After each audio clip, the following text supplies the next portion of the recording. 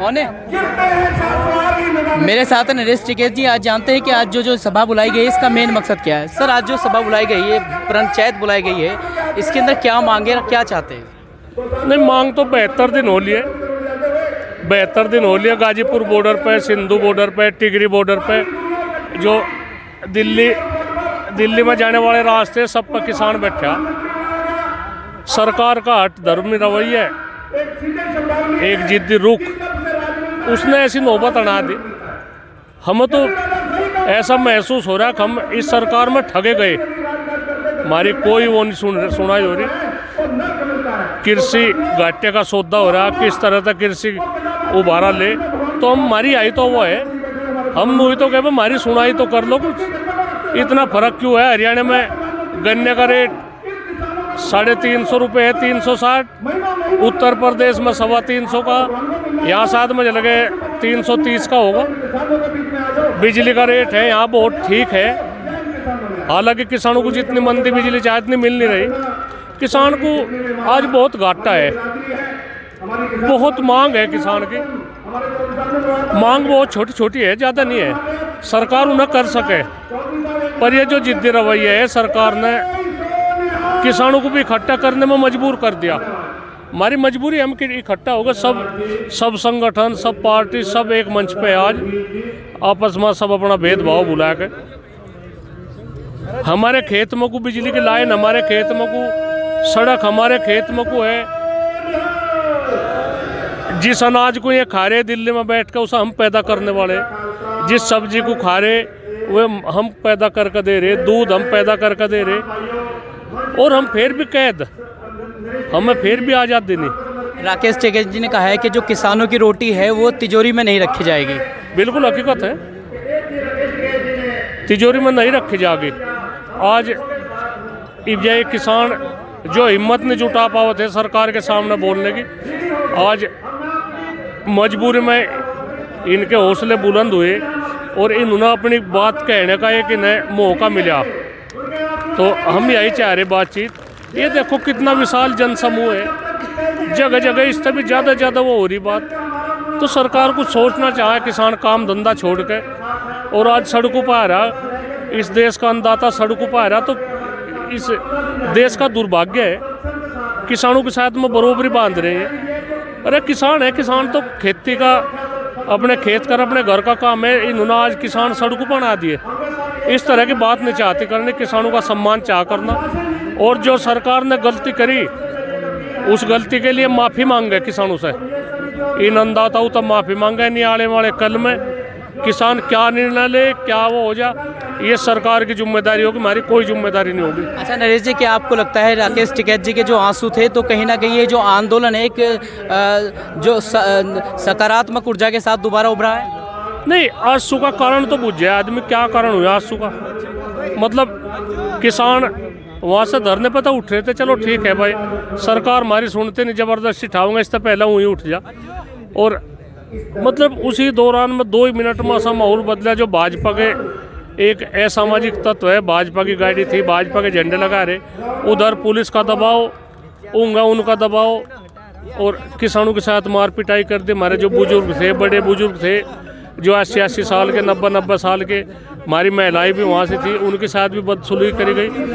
तो आंसू का तो कारण यूँ है, क्या होता उनके साथ में क्या होता अगर एक खुला नंगा नाच वहाँ से हुआ, तो आंसू तो हर किसी के उसमें निकलने थे।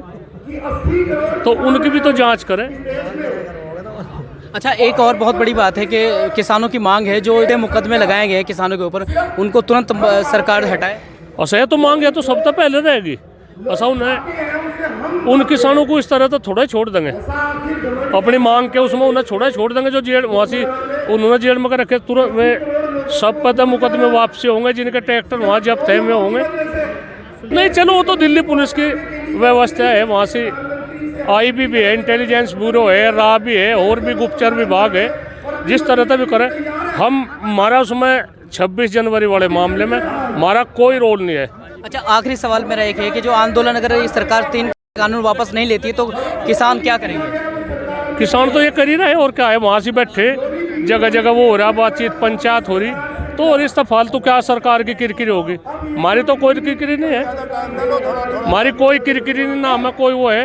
हमारा तो परिवार इस उसमें हमारा परिवार सब इकट्ठा हो गया आज। सब तो बड़ी हमारी खुशी की बात है। जो कुछ बात होगी सबके साथ होगी, तो हम सबके साथ जो कुछ भी बात हो। चलिए, हमसे बात करने के लिए धन्यवाद। ये थे नरेश टिकैत जी, जिन्होंने बताया कि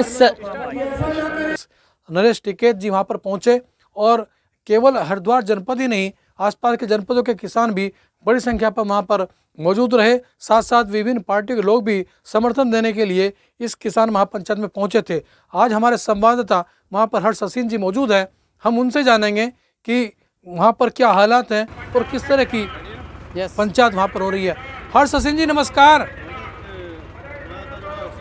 हर्ष हसीन जी, मैं पूछना चाहता हूँ कि वहाँ पर जो किसान पंचायत हो रही है तो वहाँ पर किस तरह का वातावरण है और किसान लोग किस तरह की बातें कर रहे हैं और कितनी संख्या है वहाँ पर? देखिए, मैं आपको एक चीज़ बता देना चाहता हूँ, जहाँ पर किसान विरोधी कानून को लेकर जो 70 दिनों से धरना प्रदर्शन किया जा रहा है दिल्ली बॉर्डर पर, उसी के संदर्भ में एक ही उत्तराखंड बॉर्डर पर जो है एक सभा महापंचायत बुलाई गई है, जिसके अंदर जो ज़िले भर के किसान तो हैं ही, लेकिन अन्य ज़िलों से भी यहाँ पर किसानों ने अपनी उपस्थिति दर्ज कराई है और बहुत ही भव्य तरीके से यहाँ पर ट्रैक्टर ट्रॉली के साथ किसान यहाँ पर आए हैं। और सबसे बड़ी बात, मैं आपको एक चीज़ बता देना चाहता हूँ कि नरेश टिकैत जी जो मंच के माध्यम से उन्होंने एक बात कही, हमारी उनसे बात हुई है, उन्होंने बताया है कि जब तक ये किसान विरोधी कानून सरकार वापस नहीं लेती तब तक हमारा धरना प्रदर्शन जारी रहेगा। जी, क्या आपकी बात भारतीय किसान यूनियन के राष्ट्रीय अध्यक्ष नरेश टिकैत जी से हुई है? यदि हुई है तो क्या हुई है?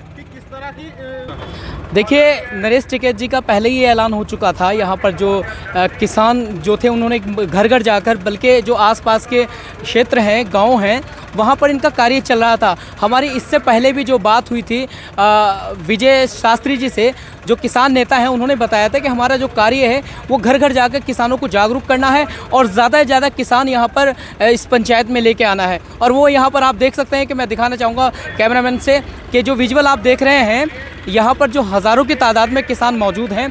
अब देखना यह है कि किसानों की लड़ाई कहाँ तक जाती है। जी, मैं देख रहा हूँ आपके आसपास में कुछ उत्तराखंड क्रांति दल के लोग भी खड़े हैं। क्या ये समर्थन देने आए हैं? किसानों को जागरूक करना, घर घर जाकर जागरूक। क्या इनसे बात हो सकती है? देखिए, सबसे पहले मैं आपको बताया, जब उत्तराखंड बना था तो इसका बनने में सबसे ज़्यादा जो योगदान रहा था वो उत्तराखंड क्रांति दल का रहा था। लेकिन क्षेत्रीय दल जो है कहीं ना कहीं एक कहते हैं कि एक नेता नहीं बन पाए, लेकिन सेवक ज़रूर बन पाए। तो उत्तराखंड क्रांति दल के लोग मेरे साथ हैं, उनका भी ये कहना है कि जो उत्तराखंड क्रांति दल है, यूकेडी है, उन्होंने अपना पूर्ण समर्थन जो है किसानों के साथ है। मैं जान लेता हूँ, क्या नाम है आपका? रविंद्र वशिष्ठ। आपका किस तरह समर्थन है किसानों को? देखिए, किसानों के लिए हम लोग जिस तरह से आंदोलन में थे और उसी की परिणति ये आंदोलन है।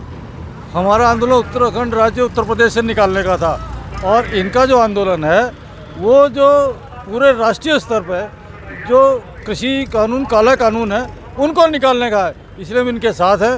कारण ये है कि जो स्थिति उस समय उत्तराखंड के लोगों की हुई थी वो आने वाले समय में इन कृषकों की होगी।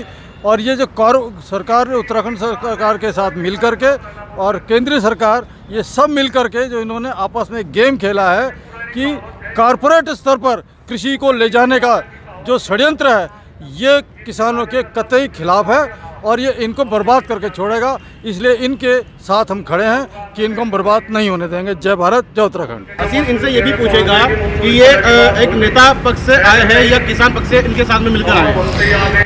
मैं जानना चाहूँगा कि आप किसी नेता के थ्रू यहाँ पर आपने अपनी उपस्थिति दर्ज कराई है या आप इंडिविजुअल सब पूरा समर्थन दे रहे हैं?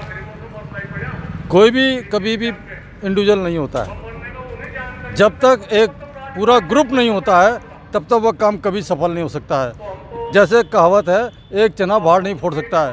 पूरा उत्तराखंड क्रांति दल इस समय किसानों के साथ खड़ा है और यही नहीं, इनकी आवाज़ को पहाड़ों में भी उठाया जा रहा है। जय भारत, जय उत्तराखंड। जी, जैसे कि आपने सुना कि उत्तराखंड क्रांति दल के जो कार्यकर्ता हैं यहाँ पर मौजूद हैं, उनका कहना है कि उत्तराखंड के जो नेता गण हैं यहाँ पर जो उत्तराखंड क्रांति दल को प्रेजेंट करते हैं, हमारे साथ भट्ट जी थे, उन्होंने बताया कि जो हमारा पूरा समर्थन किसानों के साथ है जब तक केंद्र सरकार ये 3 काले कानून वापस नहीं लेती। जी, तो ये थे हमारे संवाददाता हर्ष हसीन जी, जो बता रहे थे कि ऐतिहासिक किसान महापंचायत मंगलौर की गुड़ मंडी परिसर में हुई हैं, जिसमें हरिद्वार ही नहीं बल्कि आसपास के जनपदों से भी लोग वहां पर पहुंचे। और नरेश टिकैत ने स्पष्ट रूप से कहा है कि ये आर पार की लड़ाई है और सबसे बड़ा बल इस महापंचायत से राकेश टिकैत को मिला है, जिन्होंने आंसुओं के माध्यम से इस किसान आंदोलन को नई गति दी है। अब ये आंदोलन कब तक चलता है ये तो समय बताएगा, लेकिन ये हम कह सकते हैं कि मंगलौर का जो किसान महापंचायत है ये निश्चित रूप से उत्तराखंड में एक बड़ी दस्तक कही जा सकती है। उत्तर प्रदेश उत्तराखंड खबरों के लिए बने रहिए हमारे साथ। नमस्कार।